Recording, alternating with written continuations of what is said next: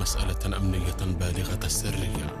سمح البنتاغون بنشر مشاهد لأجسام طائرة مجهولة الهوية، يا إلهي، فثار الجدل مجددا حول حقيقتها. لذا أصبح ذلك فجأة مشكلة حقيقية. لكنك لا ترفضها هكذا على أنها هراء. السؤال هو، هل نحن لوحدنا؟ علينا أن نقوم بكل ما نستطيع لفهم ما يجري.